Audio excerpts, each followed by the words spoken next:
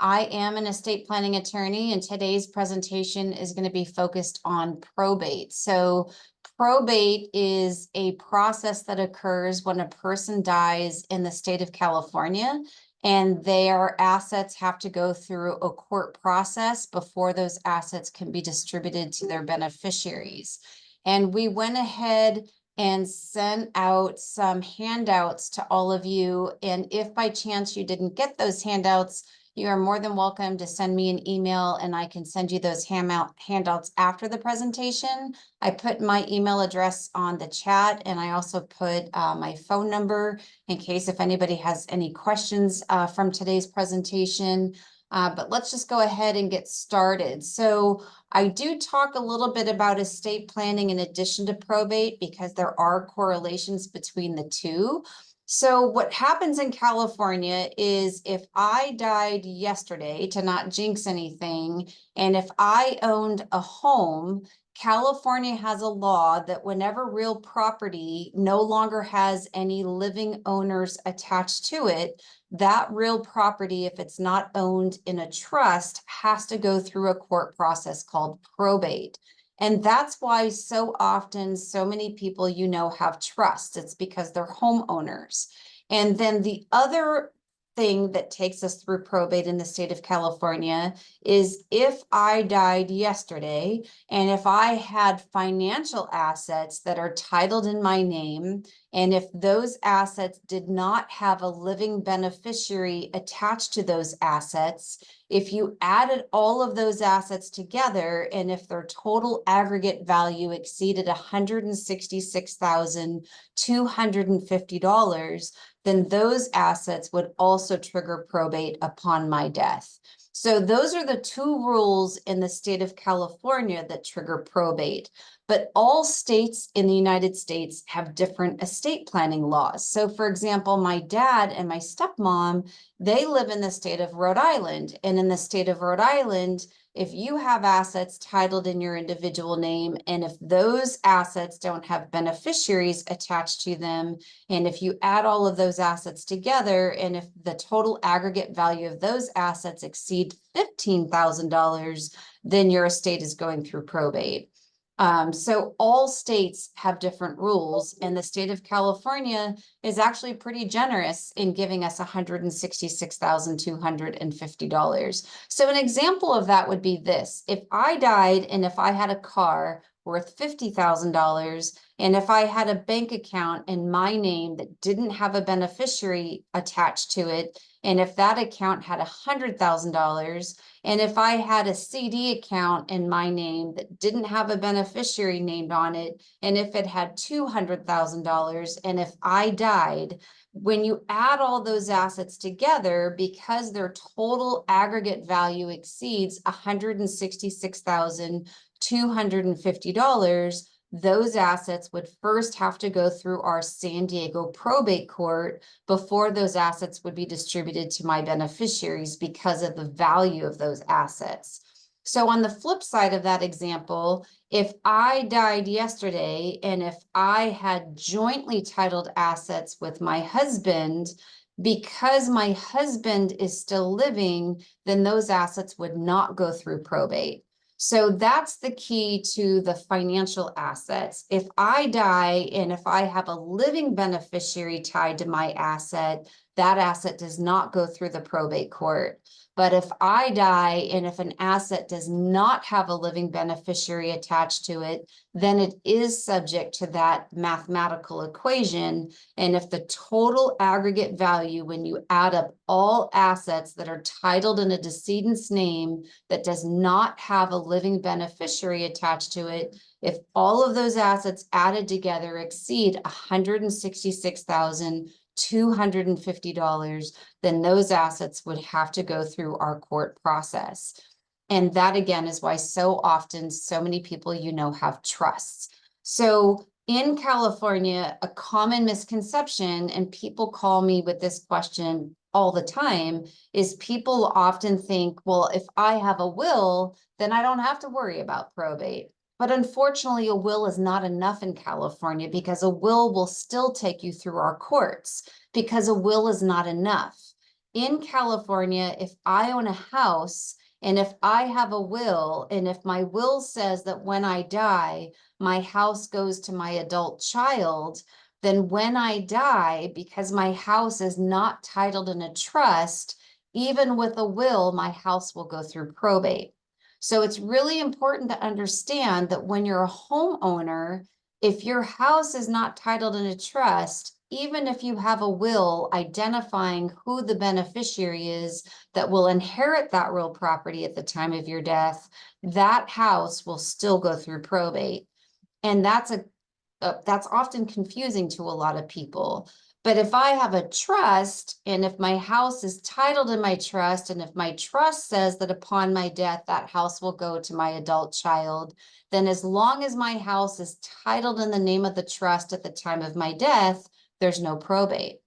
And what I just said had a lot of things included in it. So when you create a trust, creating a trust is not enough to avoid probate.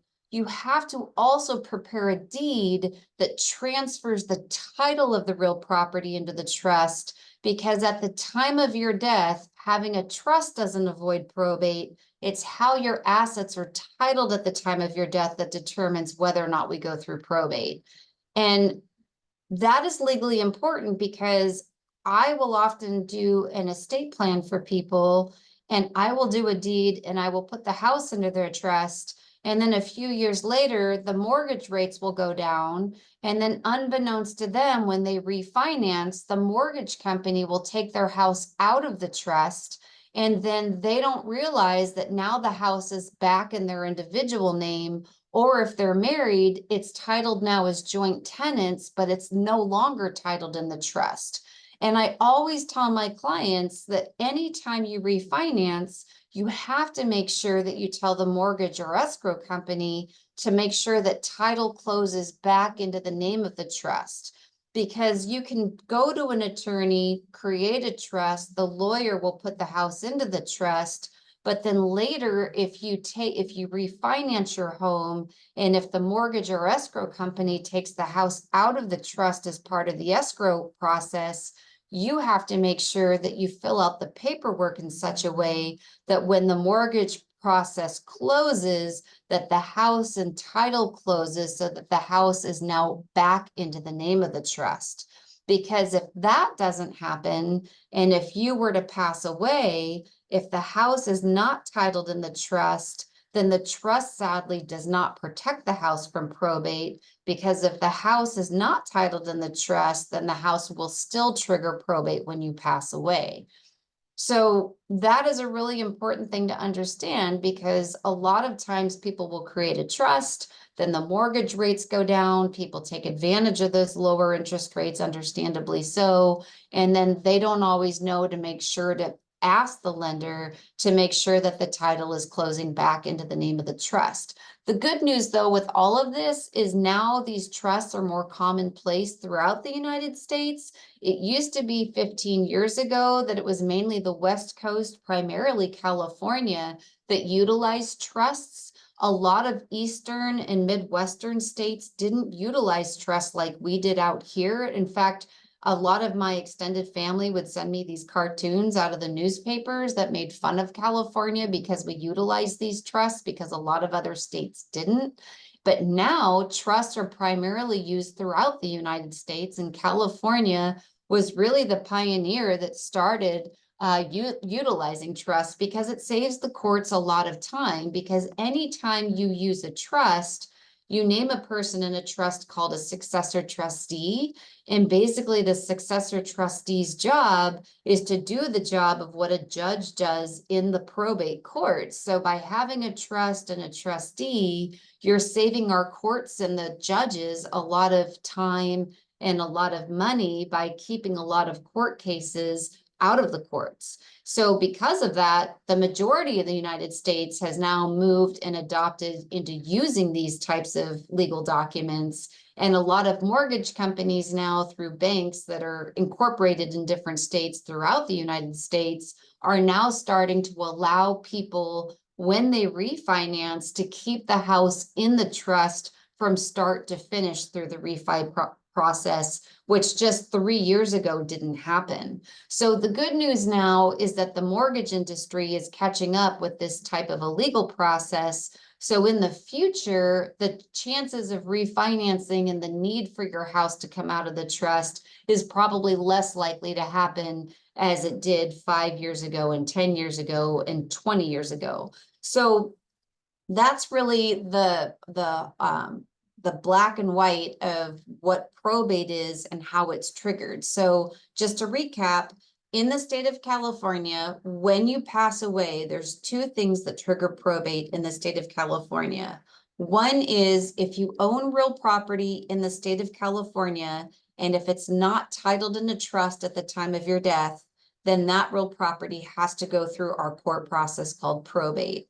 The second criteria that triggers probate in the state of California is if you own assets that are titled in your individual name that does not have a living beneficiary attached to it.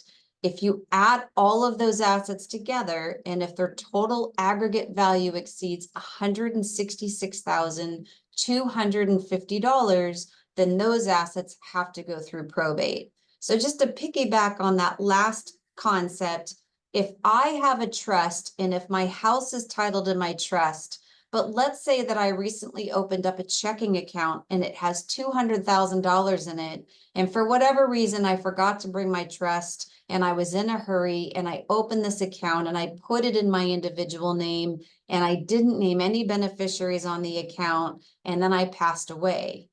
Because that account is in my individual name and it doesn't have a beneficiary attached to it, and because it's over the $166,250, that one account will trigger probate. So the point of mentioning that example is when I have a trust, the assets that are titled in the name of my trust will never go through probate.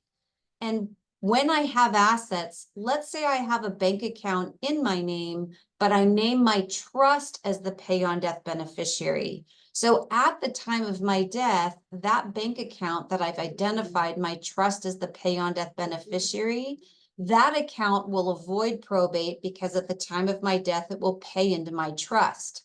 But the one account that I opened in a hurry that I didn't name a beneficiary that's over the $166,250, that one account will have to go through probate.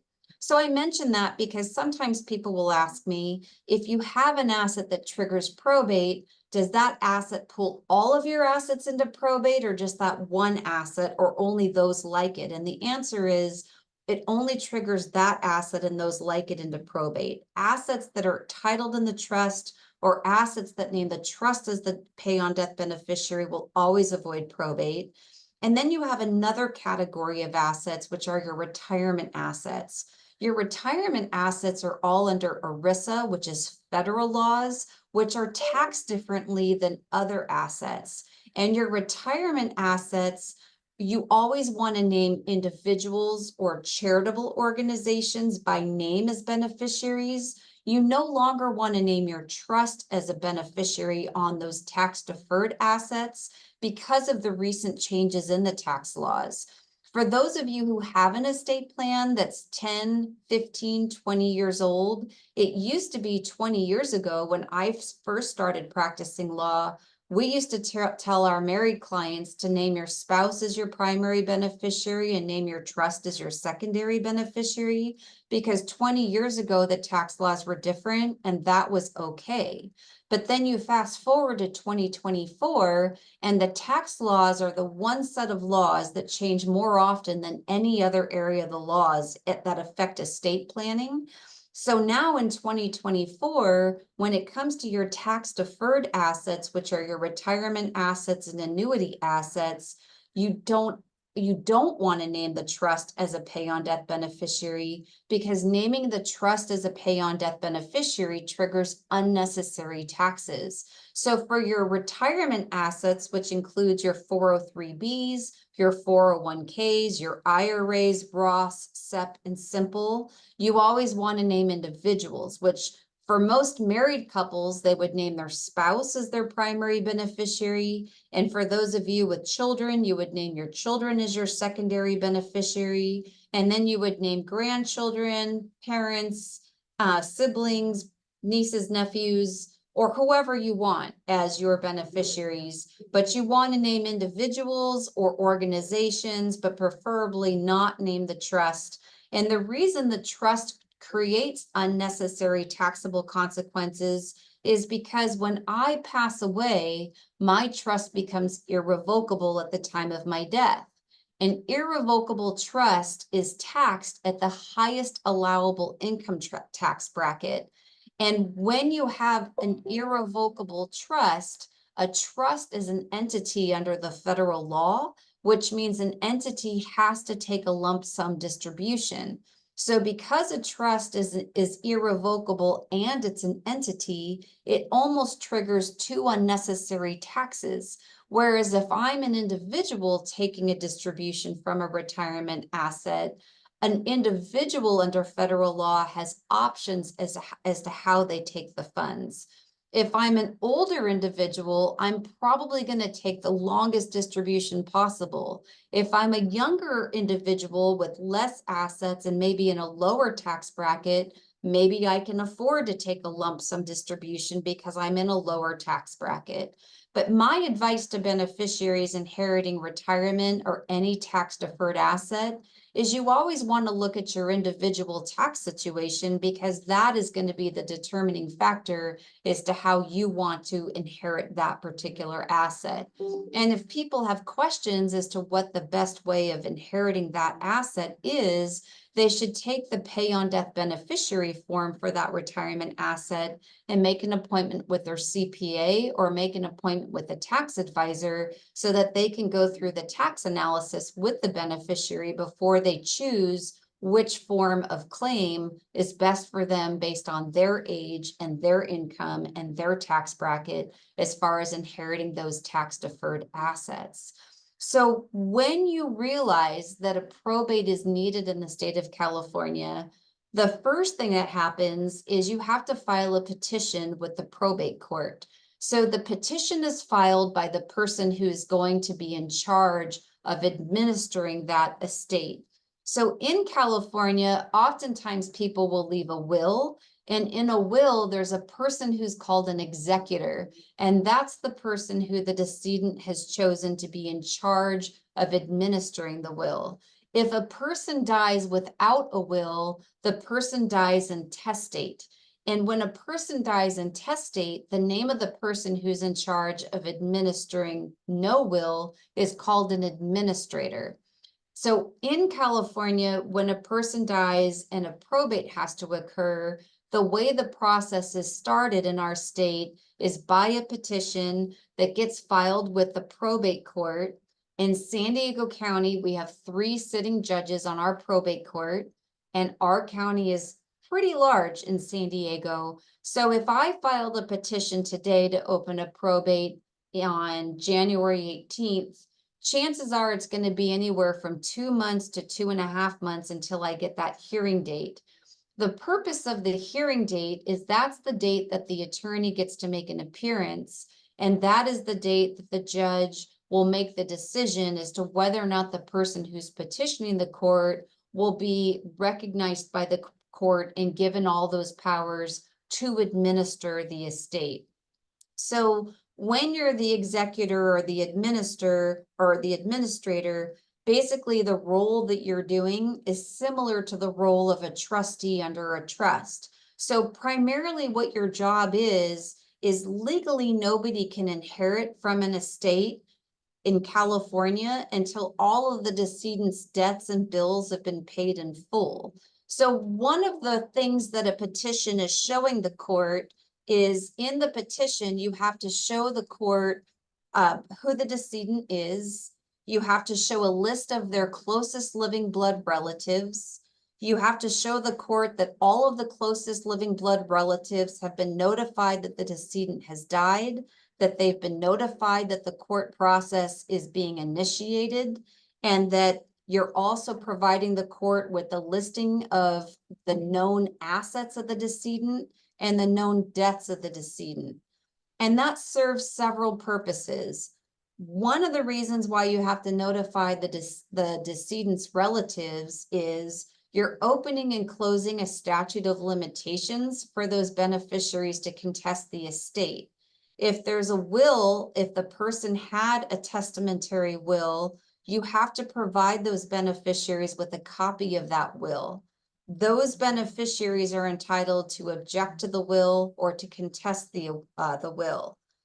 If a person has relatives that are called heirs at law who are being disinherited or who are not provided for in the will, they are also entitled to legal notice.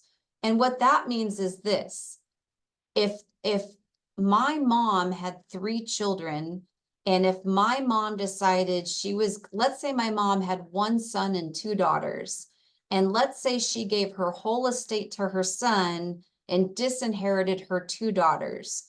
Under California notice requirements, if her son is the only beneficiary who is inheriting the money, but because she also had 2 other living biological children, all 3 children are entitled to legal notice, which means the executor would have to include us in notifying the 2 daughters that her estate was being administered.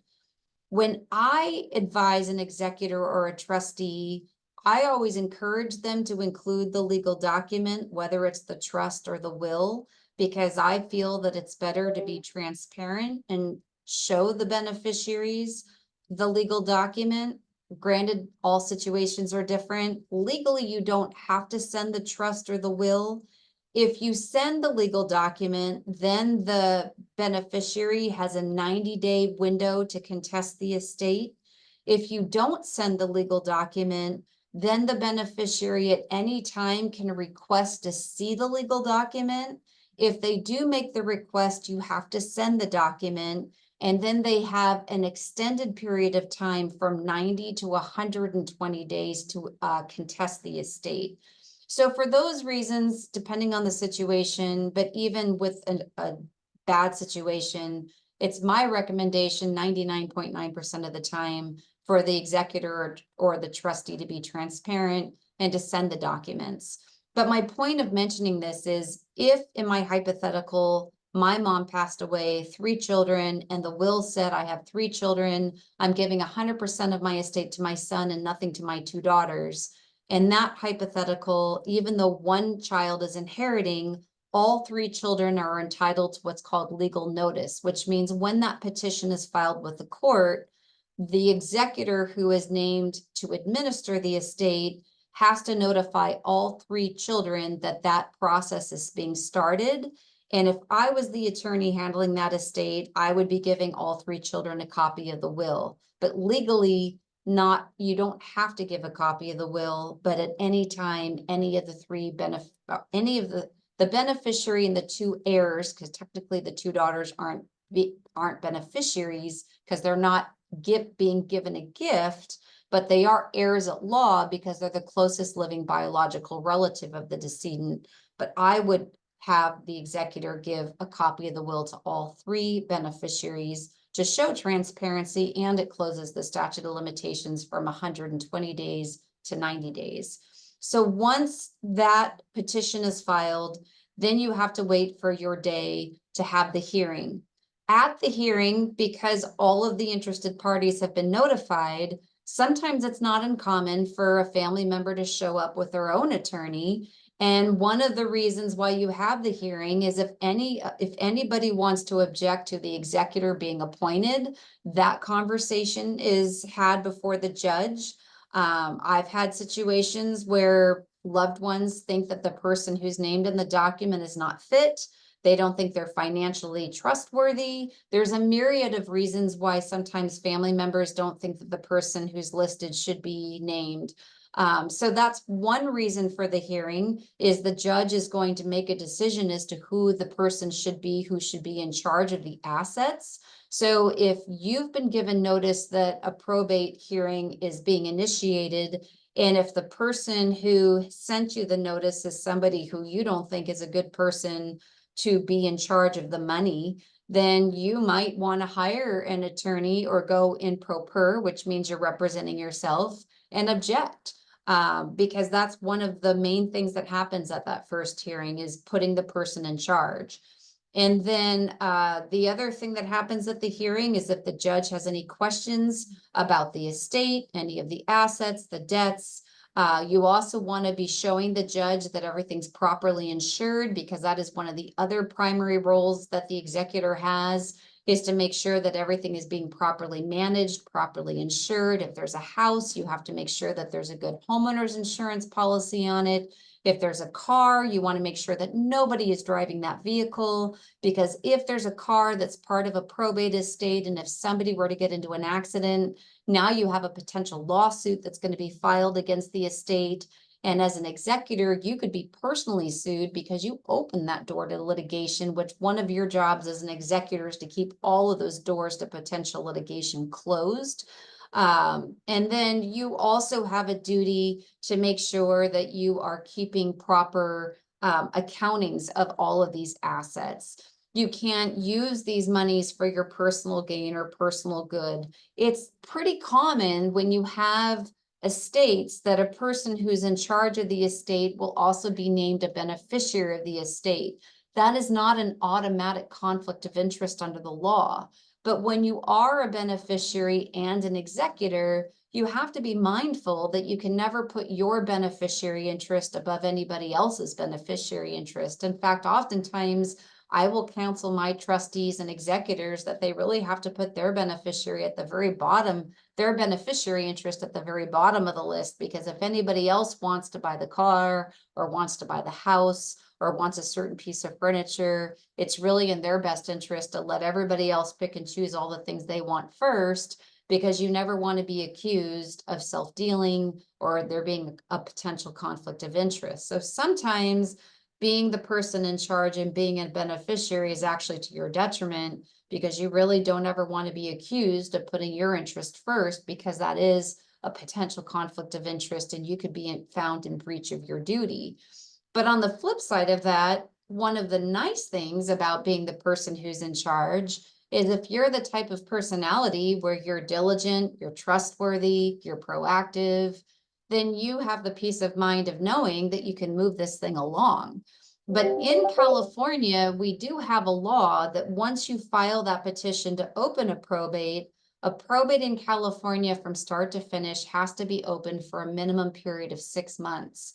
But in my experience, because the average time once you file a petition or any document with the court, on average, the soonest you're going to have that court hearing, unless you go in ex parte, which that stands for emergency in Latin, usually it's going to be anywhere from 8.5 months to a year from start to finish to close a pretty simple and straightforward probate.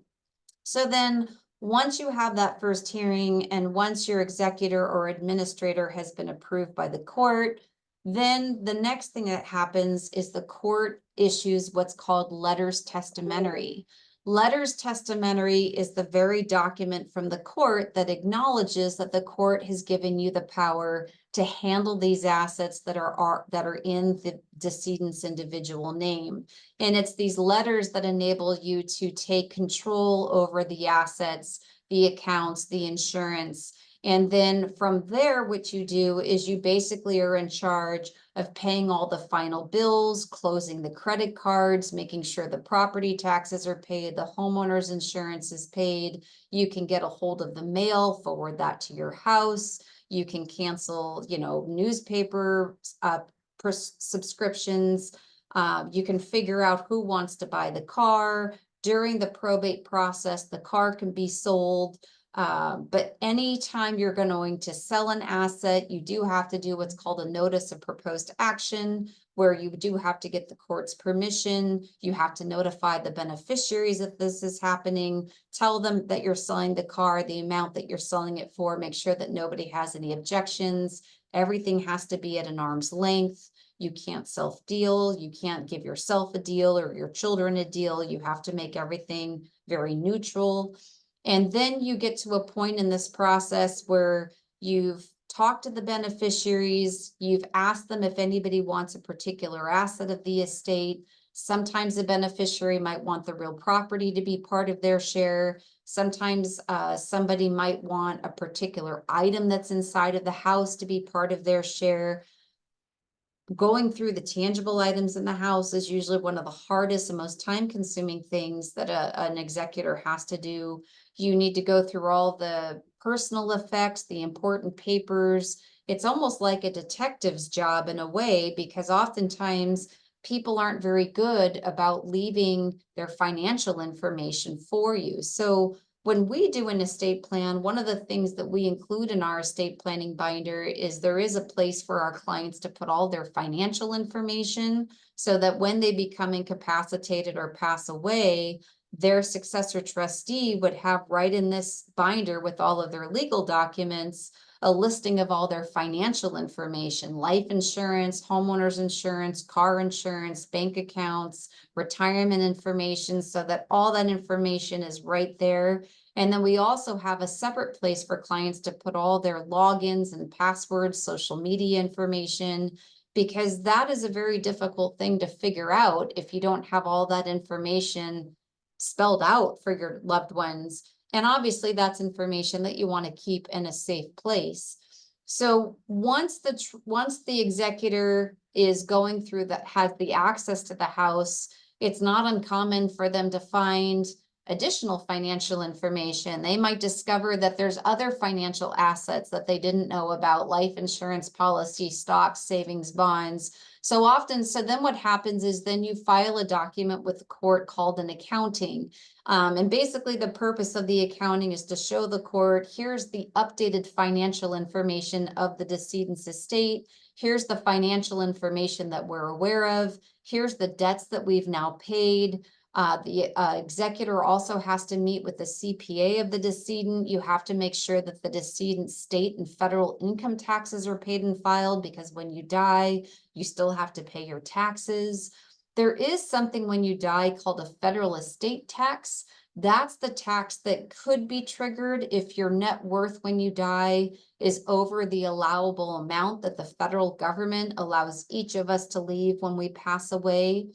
The federal estate tax is an amount of money that does change on an annual basis. So right now in 2024, if you're a US resident or a US citizen, each of us can leave $13.1 million federal estate tax free.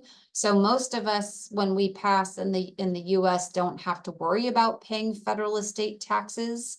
In the state of California, we don't impose a state federal estate tax in California when we die, but a lot of other states, especially in the southern states, they do impose a state estate tax, which is an additional tax that you pay to the state just because you died, which luckily in California we do not impose.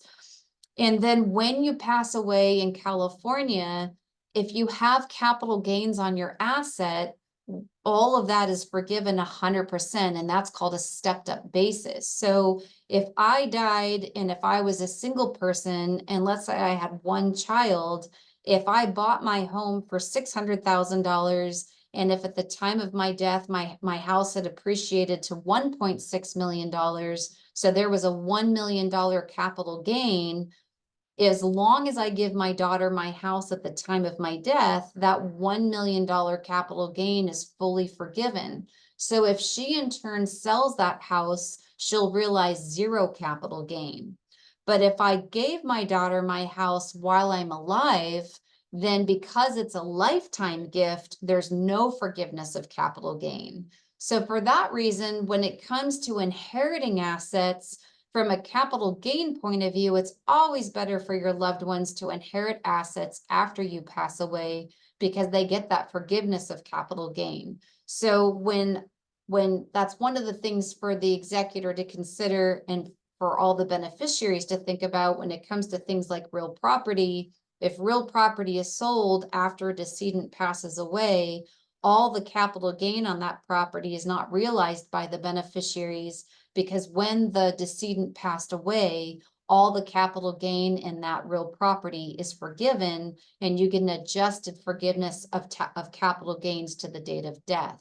So that is the other thing that the executor will talk to the beneficiaries about, is whether or not any beneficiary wants to keep the real property. If they do, then the title will be distributed to that beneficiary, and then other assets will be distributed to the other beneficiaries. Or sometimes the will have what's called a specific gift.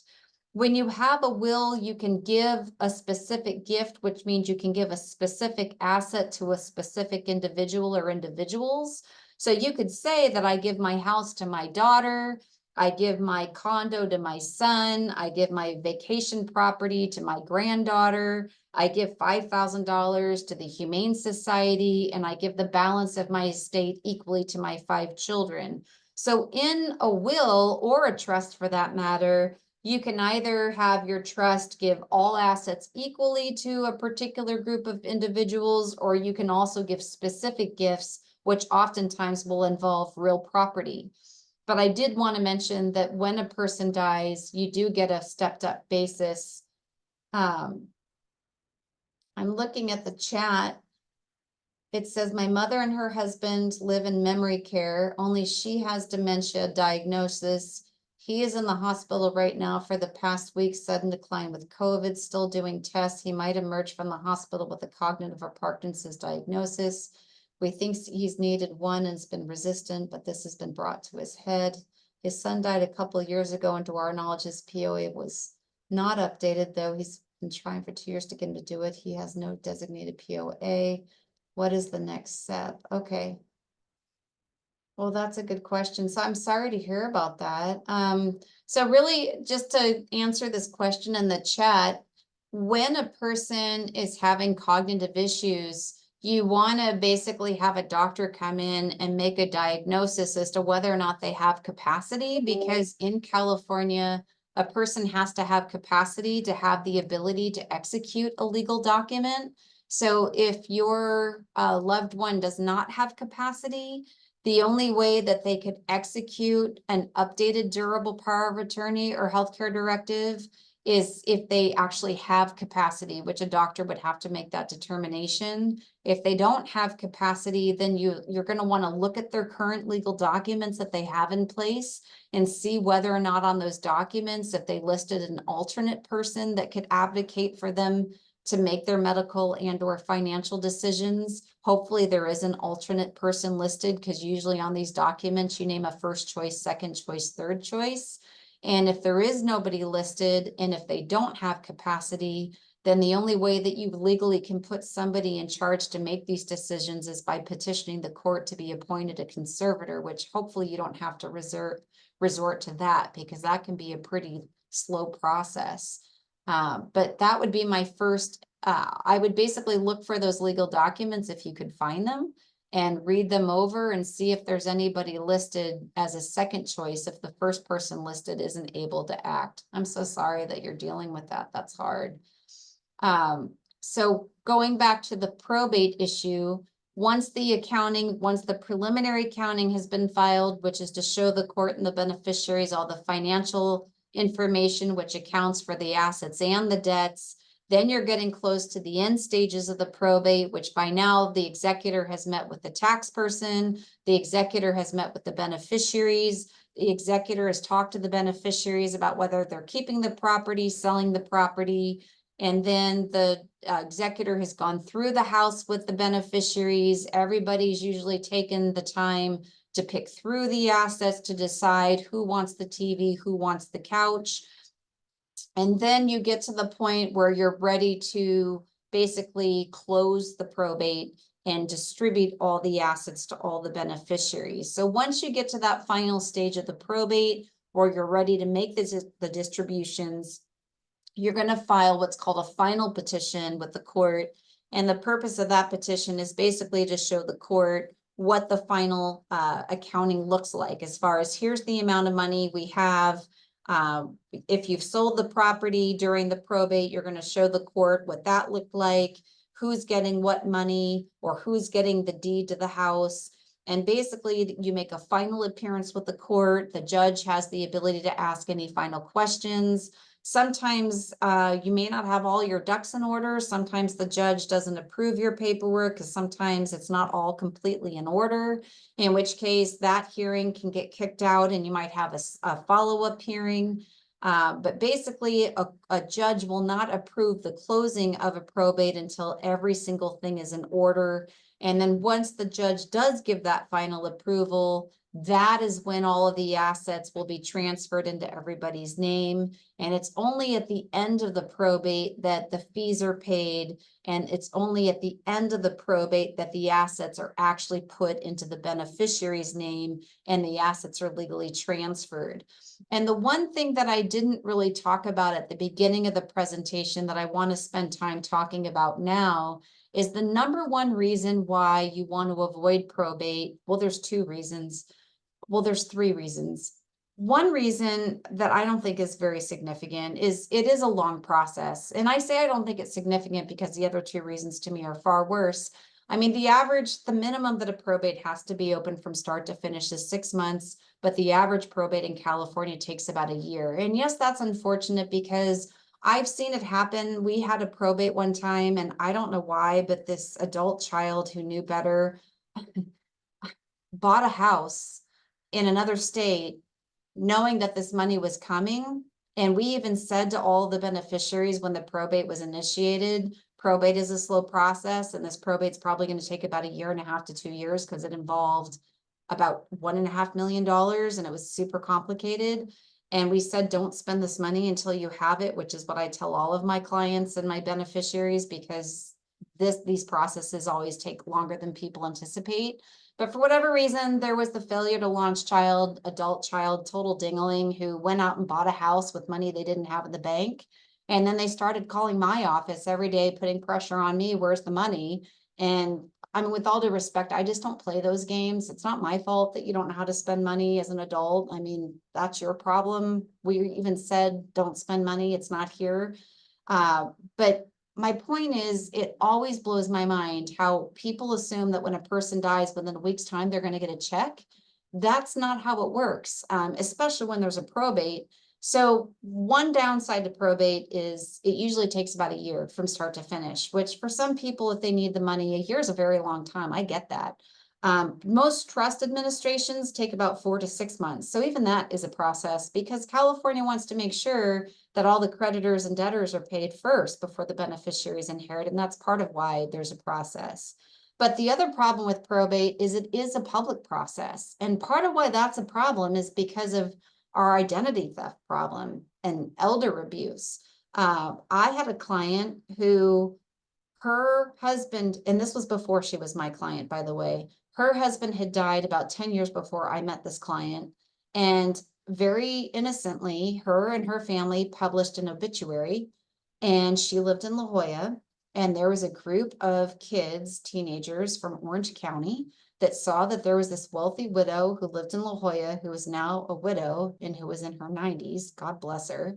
And they drove from Orange County to La Jolla in the middle of the night. And they made these noises outside this poor lady's window, sounding like a wounded animal. She turned on her light, opened her slider door. They put this thing over her head. I don't know if it was a bag or a towel or whatever it was, held a gun to this poor lady's head and robbed her blind. But luckily, she got a visual of these kids. And because of her description, when they went and did this to another elderly lady who also published an obituary that her husband had died, also in a wealthy community, which I think was Laguna Beach, they arrested these kids out of Orange County, who were just doing all this stuff for fun, which is horrible. And that was from an obituary, which has nothing to do with a probate. But my point is probates are public. So if I died yesterday, if my husband and I died yesterday, and if our estate went through probate, anybody could go to the San Diego courthouse and pull our file and see where our 2 teenage daughters are living.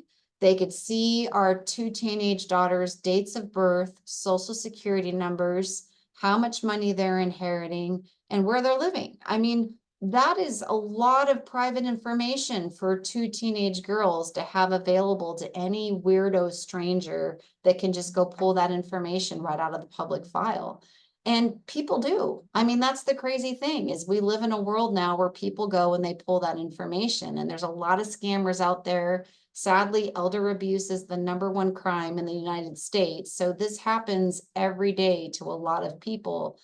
So when you have assets that go through probate, everything about the people you love the most is part of that public record. Social security numbers, addresses, dates of birth, all public information. In addition to all of your information about your assets and debts, addresses, public information. But if that's not bad enough, the reason why most people find probate so offensive is because the fees are statutory, which statutory is a fancy word for the fees are predetermined by law. So you don't get to negotiate the fee's already decided for you. And the reason the fee is so expensive is because it's a percentage calculation based on the gross value of the asset. And because one of the things that triggers probate is real property, and because real property in the state of California is so high, if you have just a simple probate with just, I mean, I don't even think you could call it simple anymore. Right now, on average, when we have probates that we're handling, the probate fees on average in California are anywhere right now from $25,000 to $50,000. And that's because the probate fee gets paid twice. It gets paid to the attorney and it gets paid to the executor. And then you have about $1,500 to $2,500 of court and publication and filing fees. So that's why in California, those fees are so excessive. And one of the things that you were emailed was a handout that showed some samples of probate fee calculations. And I made that handout probably 10 years ago when real property values were pretty low, about $600,000. Now real properties values are about twice that. So if you want to look at that handout that was sent, I would say that those probate fees in those examples are pretty much twice as much as, in fact, I should update that handout now that I'm saying all this, but that is why probate in California is why you want to avoid it. Those probate fees are just so high. And that is why so many people do trusts. The nice thing about probate is you can avoid it. If you own a house or if you have any kind of a property, you just want to put that into a trust, because as long as that real property is titled in a trust, it doesn't go through probate. If you don't own a house, then maybe you don't even need a trust. As long as you have living beneficiaries on all of your assets at the time of your death, and those assets will pay directly to your beneficiaries, and then they'll avoid probate. The nuance, though, is even if I didn't own a house, I have minor children. So if my husband and I were both hit by a drunk driver, I can't have my kids as a POD on my accounts, which is pay on death beneficiary, because they're not 18. And even if they were 18, with all due respect, I don't want to give my kids a big chunk of money on their 18th birthday, which is another reason why so often people have trusts, because when you have a trust, you have a trustee, and you can have your trustee managing monies on behalf of a younger beneficiary. You can have younger beneficiaries inheriting monies at a later age, not at age 18. So there's a lot of benefits to having a trust, whereas with a will, one downside to a will is with a will, there's outright distributions. There's no planning with the will. You can't put contingencies in a will like you can with a trust, because when you have a will isn't like a trust. A will is going to go through the probate court. A will doesn't stay out of probate, but a trust does. And that's one of the biggest nuances between a will and a trust. A trust doesn't go through the courts and a will does. And that, I think, is the most commonly asked question that people will ask me. But that's how probate works. So in California, if you have a will, that does not mean you're avoiding probate. If you don't have a will, then there's something called an intestate statute that kicks in. Basically, what the intestate statute says is if I died yesterday and if I didn't have an estate plan in place, the state of California has one for me. And basically what the intestate statute says is who will inherit my estate if there is no legal document that anybody can find that identifies who I wanted my beneficiaries to be. And basically the intestate statute is going to give my estate to my closest living biological relative. So in California, the hierarchy of intestate succession would go spouse first, biological and legally adopted kids second. So you go spouse first, then you go down the bloodline. So children, grandchildren, great-grandchildren. And if there are none, you go to mom and dad or surviving parent, which doesn't include step, just bio. And if there are no living parents, you go sideways to siblings, which includes half siblings, but not step. And if any sibling has passed, you go down their bloodline, which includes half nieces and nephews, adopted nieces and nephews, but not step, great nieces, nephews. And if there are none, we go up to grandparents and then aunts and uncles, first cousins, second cousins. And in the very unlikely scenario, if we haven't found a living relative, then the state of California would become your beneficiary. And if you have a joint account, then the surviving owner inherits that. And if you have a pay on death beneficiary designated, then whoever that beneficiary is, as long as they're surviving you, they would inherit that. So I have another question on the chat, so I'm going to look at that. It says, I had been designated as trustee and executor for my grandmother. She had 3 children, 2 daughters, 1 son. Her son, my uncle, passed away after 10 years. Post-death, his former wife came around reminding me that she was still married to my uncle at the time of his passing. Would she be a potential beneficiary that I would have to give notice to? And the answer is no. That's a really good question. So if that estate plan was in the state of California, California would not have you give legal notice to his wife, because with all due respect, California has 2 biases. One is daughter-in-laws and son-in-laws, and one is step family members. And the reason is, if I'm your daughter-in-law, I have my own family that's going to provide for me. And if I'm your stepchild, I have my own family that's going to provide for me. So unless there is an adoption, then son-in-laws, daughter-in-laws, steps, they're not entitled to legal notice. So I don't quite know why she's giving you that reminder. She's probably fishing, but under California notice law, she would not be entitled to legal notice. So yeah, that's kind of tacky if you ask me, but family, right? That's why it's a good thing to have these documents in place. So that's everything I was going to say about probate. So if you have questions, please feel free to post them on the chat, because I'm more than happy to dive in and ask you guys or answer the questions. So it says, can you name a beneficiary to real property, but not name and title or deed, not go to probate? So there is something called a TOD deed, which I don't like. It's a transfer on death deed. And here's why I don't like it. I don't like a transfer on death deed because it's not perfect.